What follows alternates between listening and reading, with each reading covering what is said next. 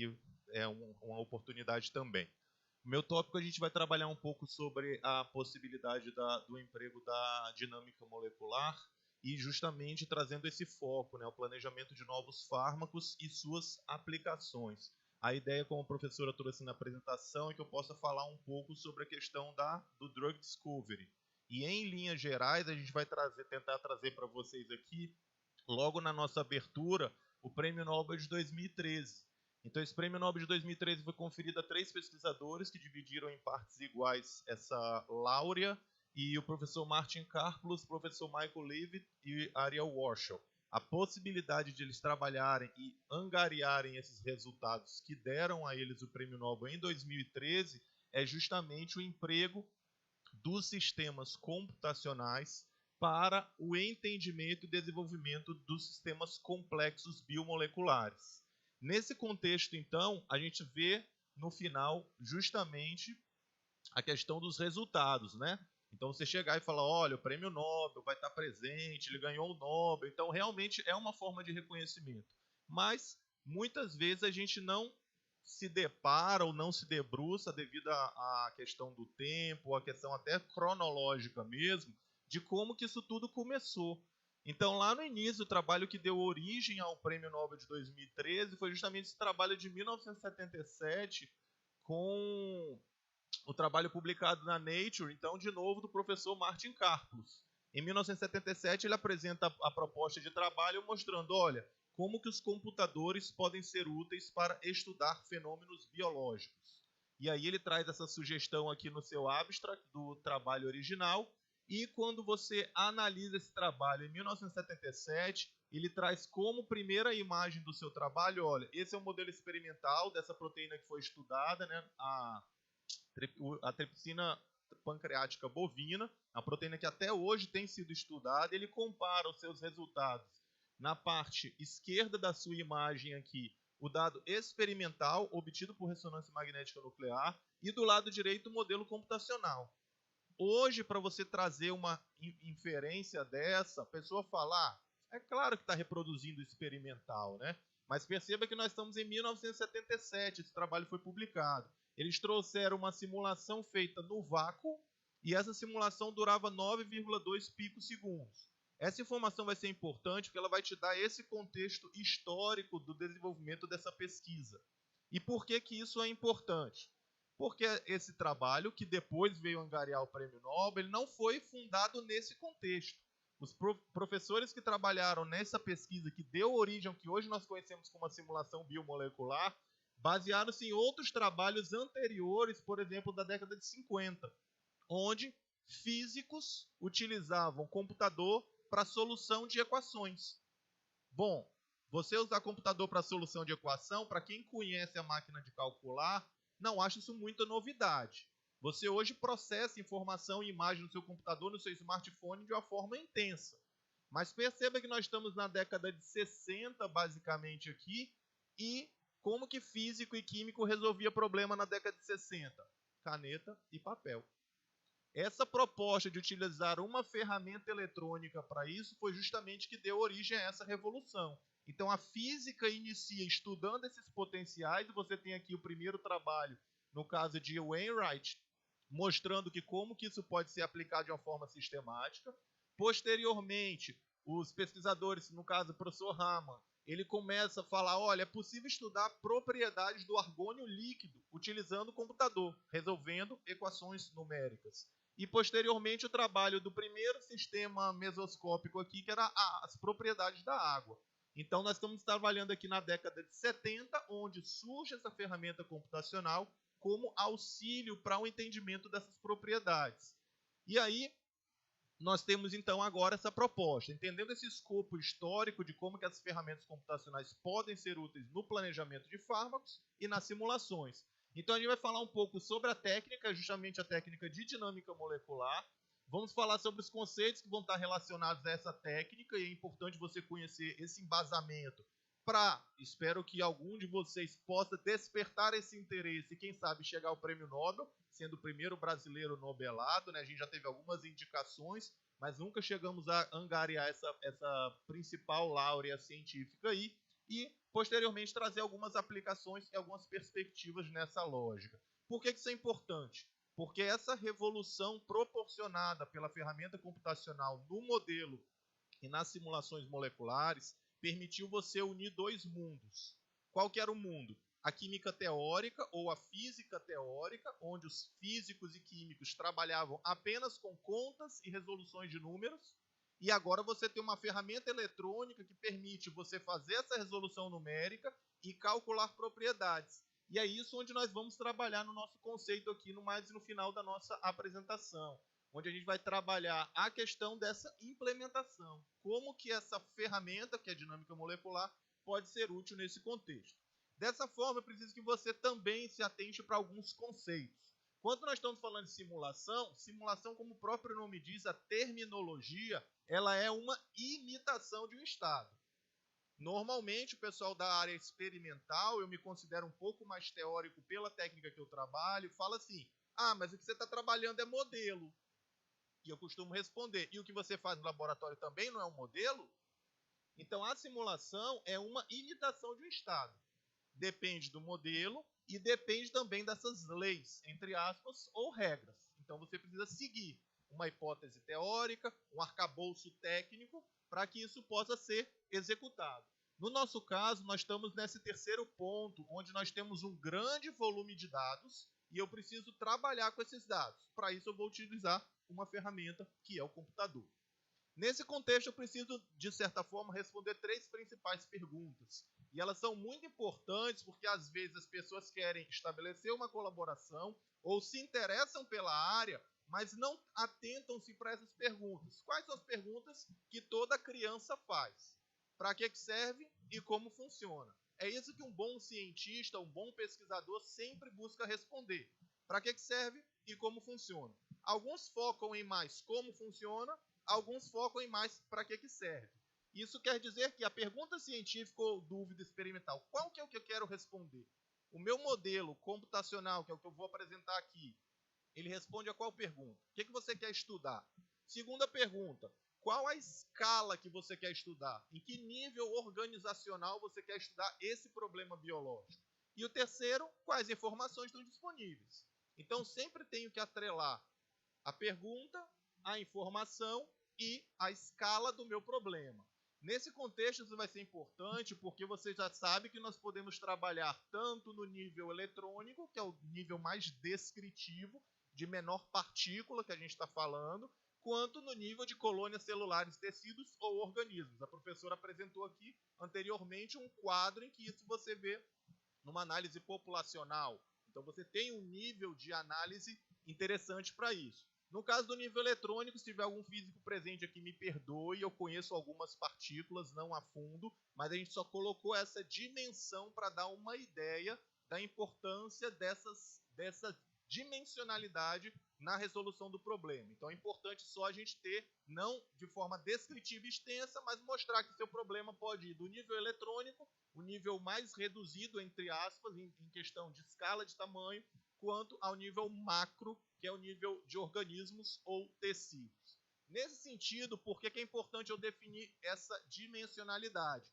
Porque a depender do tamanho do meu sistema e, consequentemente, da informação desse sistema, eu tenho modelos adequados para a descrição de suas propriedades. Lembra que você tem uma pergunta, você precisa ter um modelo descritivo e uma informação desse modelo.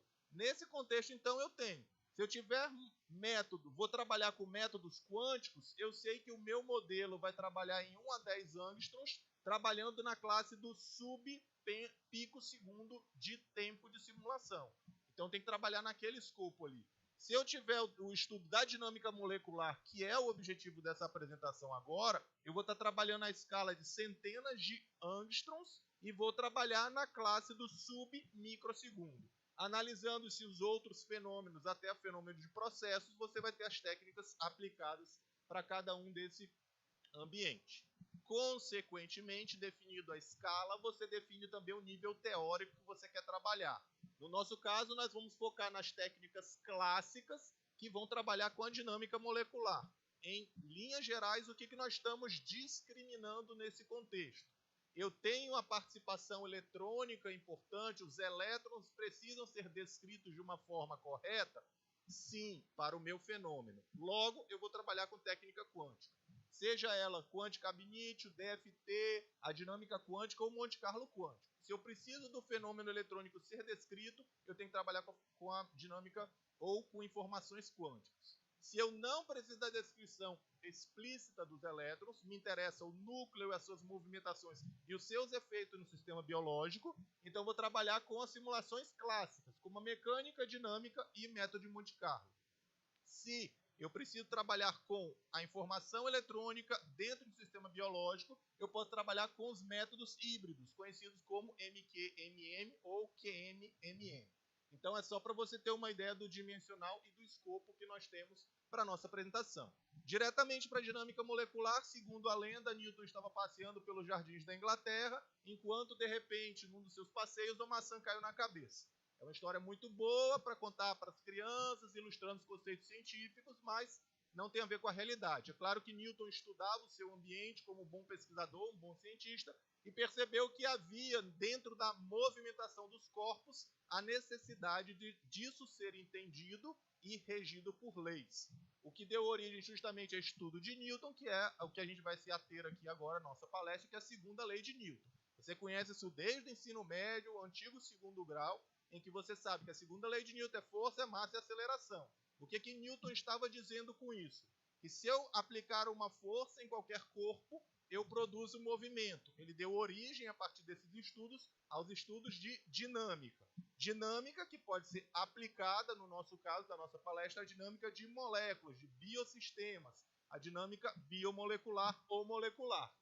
Nesse contexto, então, em primeira informação que você precisa saber sobre a dinâmica é: eu preciso ter uma força que aplica em átomos e isso vai me dar uma velocidade. Isso mostra que a simulação de dinâmica molecular ela envolve 3 variáveis.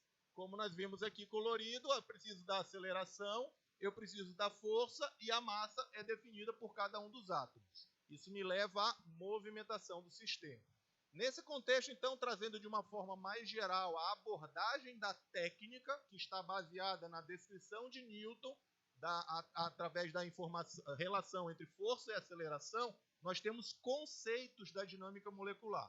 Quais são os conceitos? O primeiro deles é, para fazer um estudo de dinâmica molecular, um experimento in silico de dinâmica molecular, eu preciso ter uma caixa de simulação. O que é uma caixa de simulação? É o meu objeto de estudo. Essa caixa de simulação, a gente vai trazer alguns detalhes aí da sua importância. Além disso, dentro da dinâmica, como ela traz movimento, eu preciso registrar o movimento e preciso registrar as coordenadas desses átomos. Coordenada e velocidade tem a ver com trajetória. Então, a dinâmica tem uma caixa que tem trajetória de átomos. Claro que isso tudo é representado virtualmente. Como esses átomos vão ser descritos quanto às suas funções físicas e químicas, eu tenho também a descrição do que eu chamo de locais de interação, ou do termo em inglês interaction sites. O que isso quer dizer? Cada partícula no meu sistema ela tem a forma de interagir e como interagir. Este modo de interação é chamado justamente de sites ou locais de interação.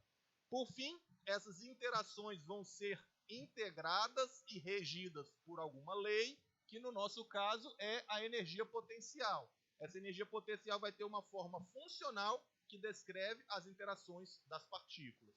E é chamada aqui no nosso exemplo da apresentação de VTOT, a energia potencial total do sistema. E como que essa energia potencial, como que essas interações são descritas? Aí outro jargão da área que é chamado o campo de força. Claro que cada aproximação vai ter a sua descrição física de uma forma adequada, e essa descrição física dá origem ao termo que é o campo de forças. Nesse contexto, o que o campo de força descreve? As interações. Quais são elas? Nós temos interações que são ditas do lado esquerdo da sua imagem aí, que são interações ditas como interações ligadas, ou seja, o primeiro potencial lá no alto da sua figura tem a ver com a interação que envolve 2 átomos ligados entre si, então você tem um potencial de ligação. A imagem do meio mostra 3 átomos ligados entre si. Você tem um potencial angular, descreve os ângulos entre os átomos. O último potencial, representado no canto inferior esquerdo da sua imagem, você tem um ângulo chamado de diedral. A descrição funcional de um diedro, como que há 4 átomos ligados entre si, se organizam no plano.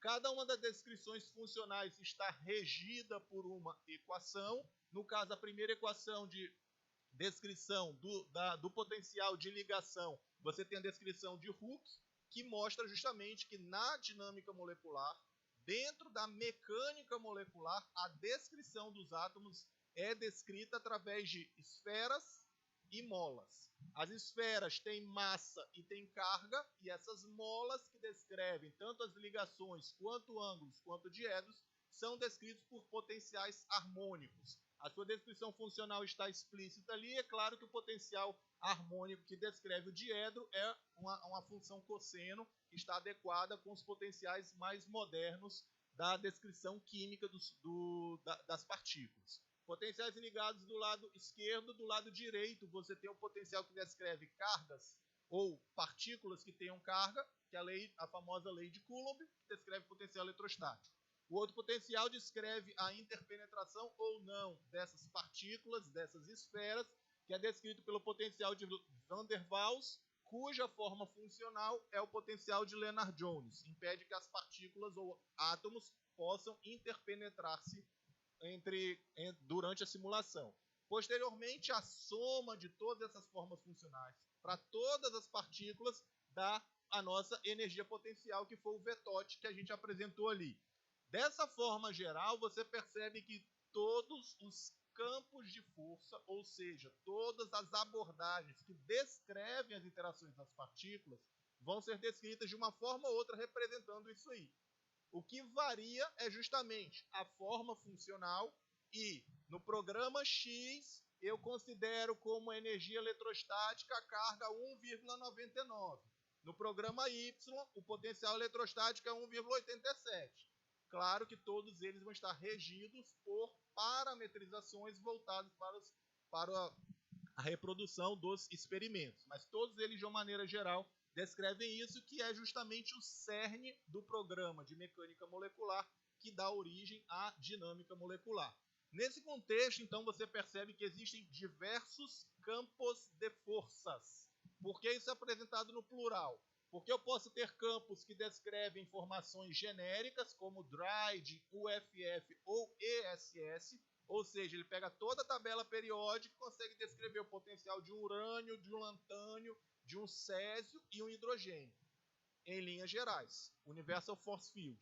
Eu vou ter outros campos de forças que vão descrever métodos mais específicos. Por exemplo, o MM2, AMBER, CHARMM, que são aplicados para biomoléculas. Eu vou ter campos que vão descrever exatamente o potencial para, por exemplo, zeólita, pessoal que trabalha com catálise. Então, eu consigo descrever esses fenômenos com uma descrição funcional específica para isso.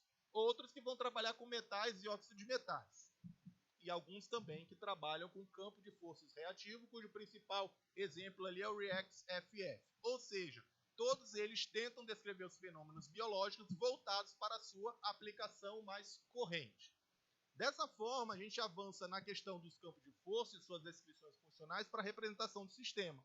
Eu posso representar esse sistema de uma forma explícita, ou seja, AA, todos os átomos estão apresentados ali, ou posso representar de uma forma de átomo unido, UA, onde apenas aqueles hidrogênios que contribuam para a polaridade da minha molécula estão representados.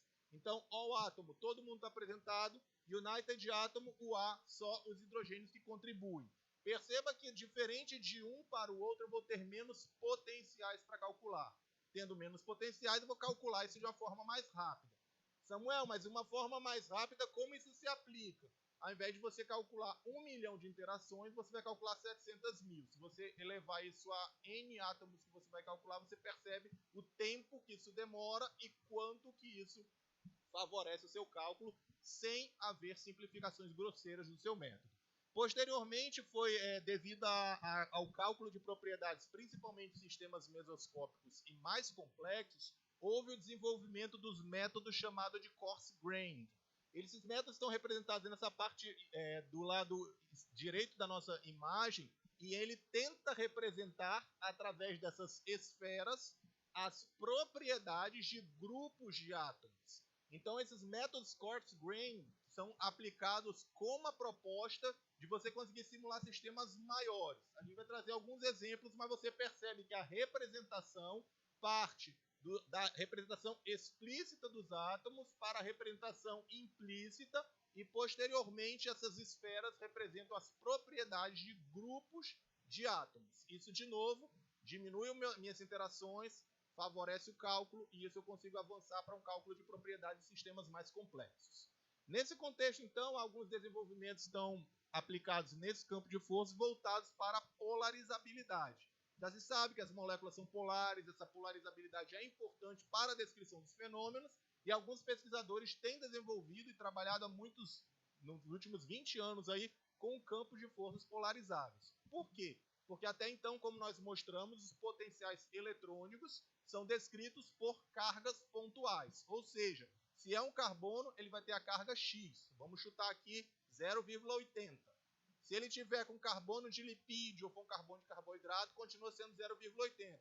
Ah, mas segundo a química eu vejo que tem a polarizabilidade. Ok, parabéns. É isso que eles querem implementar. Mas até então, os métodos de dinâmica trabalham com cargas pontuais, sendo essa uma das limitações e, por isso, uma das vertentes que os pesquisadores têm trabalhado aí com campos polarizáveis.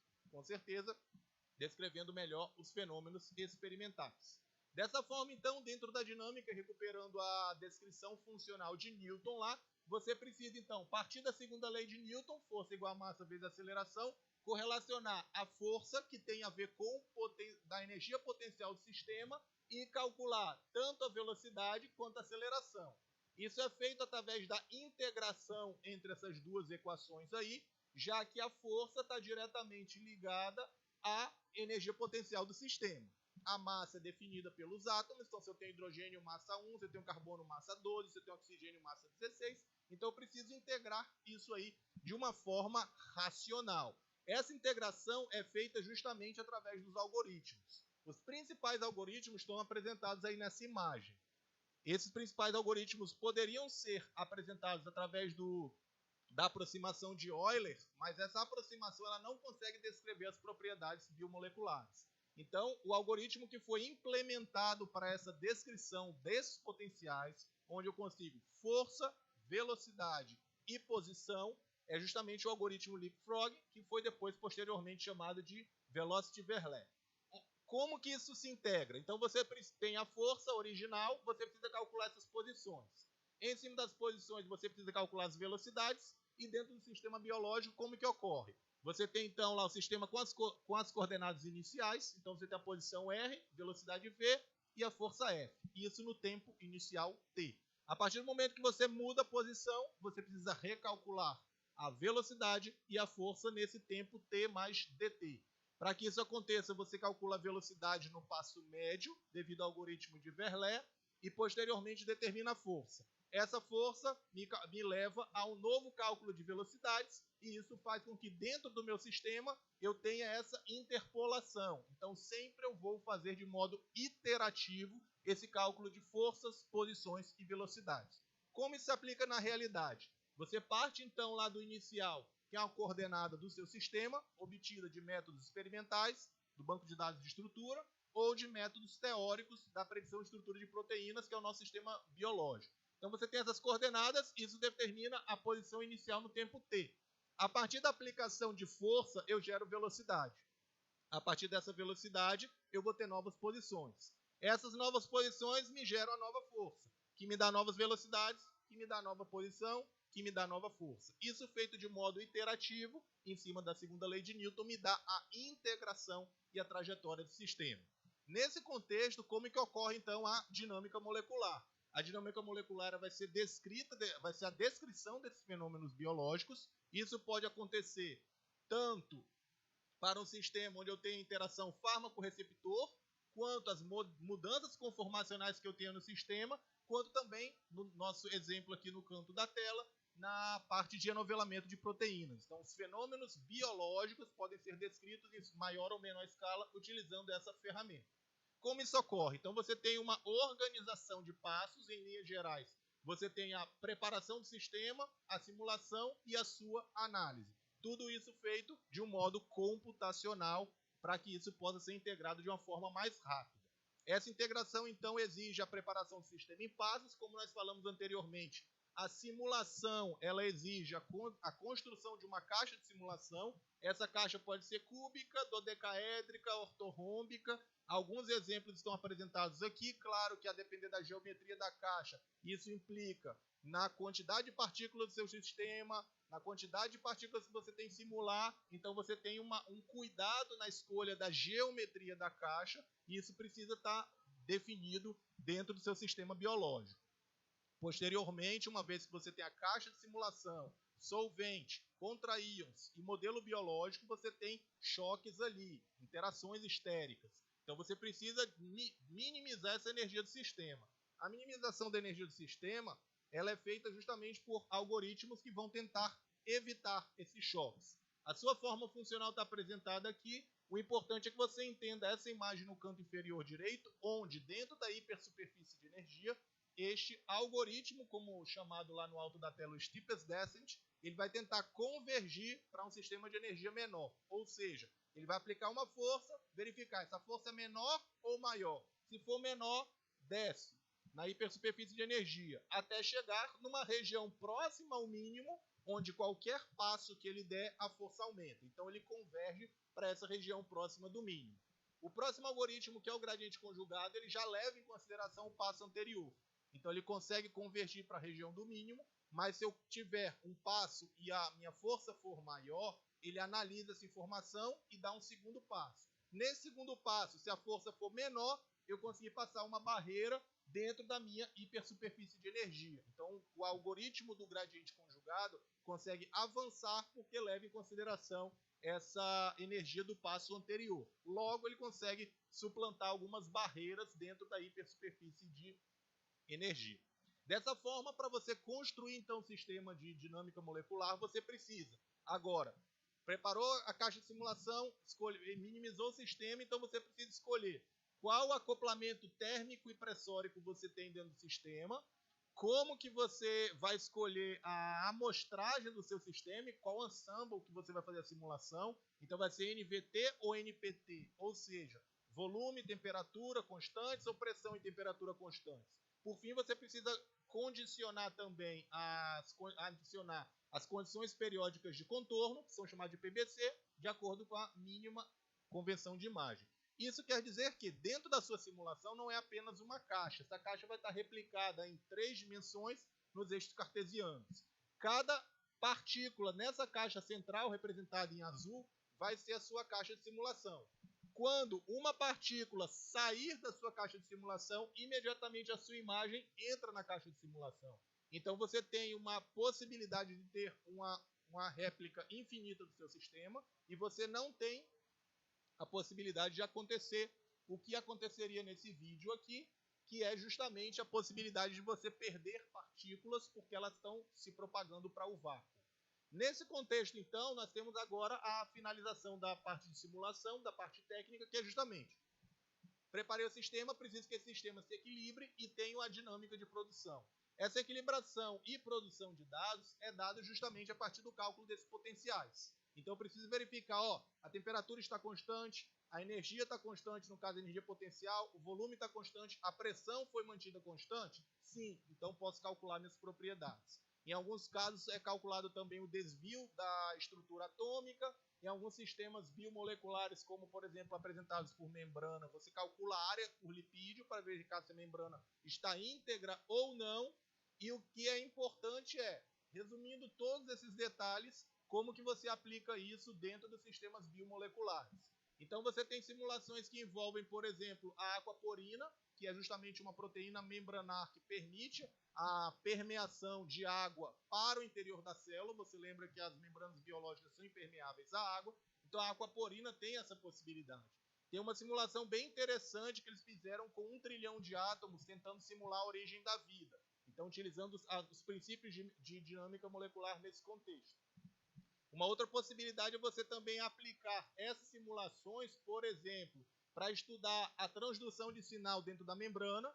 Então, você pode construir o modelo biológico de membrana, lá apresentado na imagem ali, você verificar como que o íon consegue permear através desse modelo de membrana, ou, em alguns casos, você utilizar a simulação dinâmica molecular para entender o enovelamento proteico, que é essa animação que você tem aqui embaixo da tela. Então, você verifica se o sistema, essa proteína está estável ou não dentro da sua simulação. Isso também é aplicado no caso no Drug Discovery. Você identificar e verificar como que ocorre essa interação dentro do planejamento de fármacos. Alguns exemplos que a gente trouxe aqui para vocês vão justamente trazer isso. Nós estamos vivendo e saindo ainda de um episódio pandêmico, então muitas simulações de dinâmica molecular foram aplicadas à adaptação viral.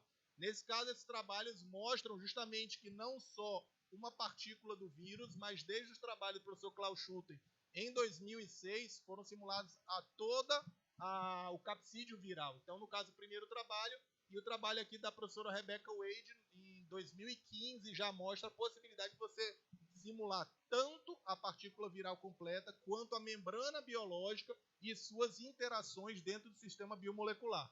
Claro que isso gera a bagatela de 10 milhões de átomos para você simular, o que exige um perfil computacional bem pronunciado.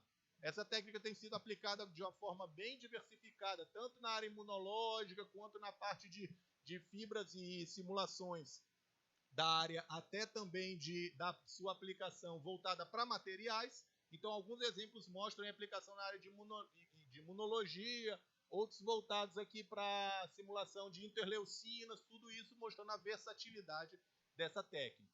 Nesse contexto, a gente traz alguns trabalhos que aplicam tanto a relação teoria-experimento lá com a dinâmica molecular e a ressonância magnética com a difração de raio-x em baixo ângulo, a parte de possibilidade de aplicação nas doenças amiloidogênicas, a possibilidade de você estudar a interação receptor-ligante para o drug delivery, a possibilidade de apresentar produtos para a ciência dos alimentos e, em alguns casos aqui na parte inferior da imagem, você ter também a possibilidade de trabalhar com baterias recarregáveis, ou seja da Green Chemistry, ou então também para a parte de biomateriais ou bioenergia também, a depender da aplicação. Claro que a gente não poderia deixar de falar também do trabalho recentemente publicado em 2022 sobre a infectividade do SARS-CoV-2 e as suas variantes, no caso a variante Ômicron. Esses pesquisadores conseguiram perceber por que ela é mais efetiva ou tem uma maior efetividade do que a sua forma selvagem ou nativa. E aí, para conclamar que eles têm interesse na área, veio algumas possibilidades de publicação de trabalho de dinâmica voltado para a absorção de polímeros e aplicações de separação com a técnica de dinâmica molecular. Bom, como reflexão final nesse contexto, a gente traz aqui algumas aproximações e algumas ideias que querem trazer essa importante técnica para um nível macro. E aí eu trago o Mr. Shaw aí falando I believe I can fly. Porque algumas possibilidades, alguns grupos de pesquisa querem trazer a aplicação da técnica não só para partícula, mas para o ambiente 3D, para o ambiente celular. Aí a gente pensa, bom, será que isso é possível? Então nós temos a possibilidade da aplicação dessa técnica no ambiente celular, que era essa animação que está aqui, e aí a gente tem como verificar todo o ambiente celular, todo o citoplasma, todas as suas organelas sendo simulados através da dinâmica molecular. Por fim, as duas aplicações que nós trazemos voltadas agora para o nosso grupo, né, o estudo do Drug Discovery para a proteína NSP2 de chikungunya, foi iniciada pelos trabalhos da então mestranda Isabela Estrela. A nossa ideia era, preciso planejar fármacos para essa proteína, que é importante para o vírus chikungunya. A gente fez essa simulação dinâmica molecular, e dentro da simulação percebemos que a proteína se mantém estável, então aqui mostrando um gráfico de estabilidade da sua estrutura tridimensional, e o que comprova que a simulação, eu posso utilizar os seus dados para planejamento de fármacos, e identificando algumas regiões que eram úteis para esse planejamento de fármacos, que são chamados os sítios druggable. Dessa forma, nós conseguimos expandir esses estudos também com o estudo de modos normais. Já que a proteína tem 2 domínios, como que será que esse sítio de interação se comporta dentro da simulação biomolecular? Então, se você olhar essa imagem do canto inferior direito aqui, você tem marcado onde é o sítio ativo. Então, aquelas alças que estão se movendo, você mostra como que o sítio está aberto ou não para o planejamento de fármacos durante uma simulação de dinâmica molecular. Nós percebemos que a estrutura da NSP2, que está no PDB, que é a estrutura experimental, ela não está druggable, ou seja, os seus sítios não estão abertos para o planejamento de fármacos. Isso quer dizer que, se eu utilizar todos os métodos in silico para o planejamento, docking, não vai funcionar, porque o sítio está fechado. Então, ela mostra uma importância de desenvolvimento da técnica aplicada para esse estudo das conformações biomoleculares. A gente avançou também para um estudo de energia livre desse pathway da NSP2, com colaboração com o Cristóvão lá na Universidade do Canadá, mostrando que ela está realmente no mínimo local, e por estar nesse mínimo local, eu posso mapear essas regiões que estão apresentadas em cinza aqui. E você percebe que essa região em cinza é onde o fármaco, o composto bioativo, o produto natural, pode se ligar, dando origem, então, a esse sítio druggable. E aí a gente traz dentro desse contexto as colaborações que nós temos desenvolvido, a Rapid Response to COVID-19, que é um trabalho que nós trouxemos com nossos colaboradores, foi publicado recentemente, trazendo essa abordagem da dinâmica para simulação e para seleção de compostos bioativos. Diretamente da Quimioteca de Produtos Naturais lá do semiárido da Bahia, nós aplicamos uma série de filtros biomoleculares, selecionando os 10 compostos mais bioativos dessa quimioteca do semiárido e analisando a sua interação via dinâmica molecular.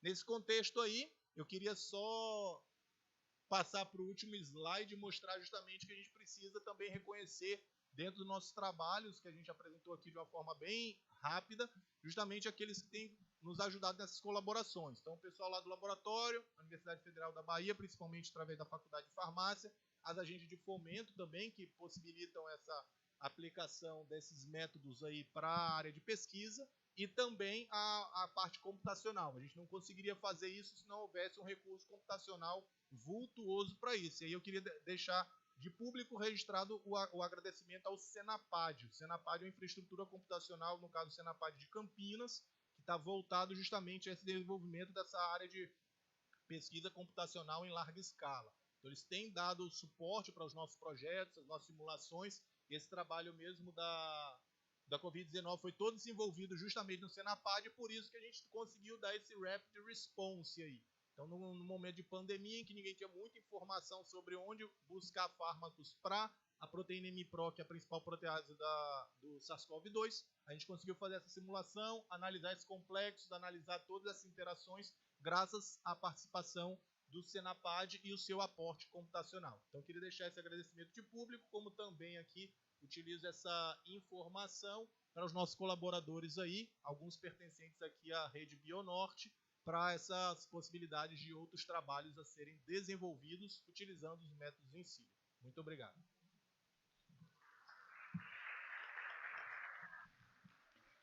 Muito obrigada, professor Samuel. Sua pesquisa é maravilhosa, apenas que o nosso tempo é limitado, tá? Por isso, eu vou abrir perguntas, apenas uma.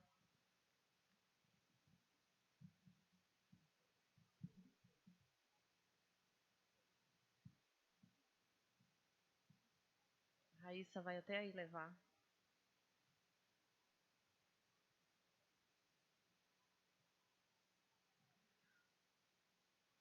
Apenas uma pergunta para cada, tá ok? Por favor.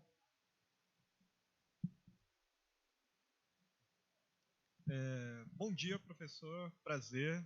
Meu nome é Caio, eu sou lá do Instituto Federal de Rondônia e faço doutorado pela Rede Bionorte, lá no Colégio Estadual de Rondônia. Deixa eu te perguntar, como que você avalia a evolução dos programas de dinâmica molecular e a indústria farmacêutica? Que, assim, uma das reclamações que a gente tem da indústria farmacêutica é o baixo nível de conversão, às vezes de estudos in sílicos a partir de docking e dinâmica molecular, em moléculas que realmente sejam aplicáveis ao estudo, seja farmacêutico, em humanos ou animais. Então, como que você avalia e como que a gente pode melhorar o processo de in sílico para que a gente consiga aumentar essa conversão das moléculas em moléculas realmente eficientes em nível farmacêutico? Obrigado. Obrigado, Caio, pela pergunta. Essa pergunta é bem pertinente justamente porque a gente está vivendo essa pandemia e a gente viu alguns mitos serem quebrados, né? Até então, eu vi algumas propagações aí, é possível vacina ser desenvolvida em 1 ano, é possível que um medicamento seja aprovado de uma forma tão rápida. Sim, a pandemia mostrou que é possível. Agora, há interesse, há possibilidade de fomento, então a gente viu que sim. Se houver interesse, uma pandemia e isso for oferir dinheiro, lucro, recursos, o pessoal vai investir. Então, a primeira parte da sua pergunta ela pode ser respondida com isso. Há capital intelectual para esse desenvolvimento. Agora, dentro do planejamento de fármacos, a gente tem as fases, né? Tem as mais tradicionais, que são as fases clínicas, e as não tão tradicionais, que são mais aplicadas, que são as fases pré-clínicas. No caso dos modelos computacionais, eles estão justamente nessa fase pré-clínica. Então, como que eles podem auxiliar essa melhor taxa de aprovação de medicamentos? Justamente evitando que você leve para a etapa clínica muitas moléculas que são tóxicas, inativas ou tenham baixa atividade. Então, esses modelos computacionais e outras abordagens que são empregadas na fase pré-clínica visam justamente aumentar essa certeza. E claro, como resultado disso, você gasta menos reagente, menos experimento, menos animais de laboratório. Então, nesse contexto, no caso específico das simulações computacionais, como a dinâmica, ela tenta trazer isso de uma forma mais racional. Então, depois que eu fizer todo o procedimento de uma forma correta, né, adequada, seguindo o método científico, eu consigo ter mais segurança que essa molécula tem um potencial melhor. Então, elas são utilizadas como esse pré-filtro. E aí, só trazendo números, esse é um conteúdo que eu ministro lá na Faculdade de Farmácia da UFBA, a gente costuma dizer de cada 10 mil moléculas, uma, se for aprovada, vai ser ativa. Então a taxa já é naturalmente baixa. Então os métodos in silico, eles visam auxiliar no aumento dessas moléculas que têm uma taxa melhor. Então eles vão melhorar? Sim, se eu descrever e conseguir fazer isso de uma forma racional. Mas isso quer dizer que vai ser uma condição para isso? Não. Por quê? Porque justamente nós somos organismos complexos. Pode ser que todo o meu modelo esteja adequado, mas na hora que vou testar no paciente não deu. Então, tudo vai depender da resposta do paciente, que tem uma complexidade intrínseca, mas os métodos computacionais visam aumentar essa segurança, você ter uma maior certeza. E só para fechar a argumentação, se a gente pensar no desenvolvimento de fármaco de modo tradicional, era tentativa e erro. Então, era o pajé que pegava um macerado de folha e falava, toma, para isso aí para você. O outro morreu, esse não morreu. A gente avançou um pouco mais no método científico, entendeu? Então, esses métodos in silico visam justamente contemplar essa parte. Isso consegue ser traduzido em números? Sim. Se a gente pegar todo o desenvolvimento de protease do HIV, todos partiram de métodos in silico. Então, todos os NAFIR que a gente tem, neofinavir, ritonavir, tipranavir, atazanavir, foram todos desenvolvidos utilizando métodos in silico. Por quê? Para justamente você aumentar essa taxa de certeza e de sucesso nesse planejamento. Isso aumentou? Ainda não vimos assim um aumento exponencial, mas ainda está bem melhor do que tentativa e erro. Entendeu? Obrigado pela pergunta.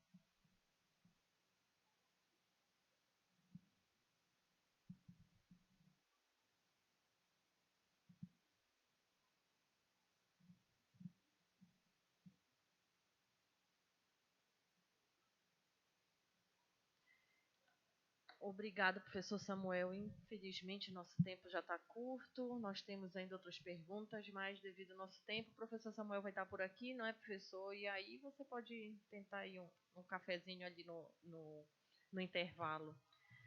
Obrigada, professor, por compartilhar conosco aí sua pesquisa, né?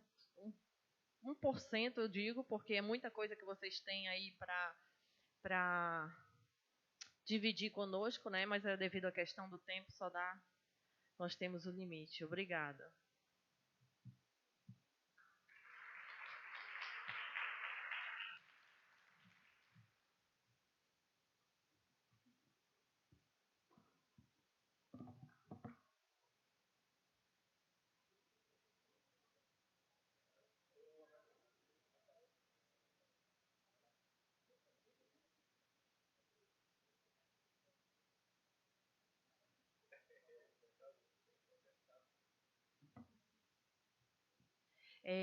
Gente, como o tempo está extrapolado, nós vamos seguir com a terceira palestra para depois do intervalo.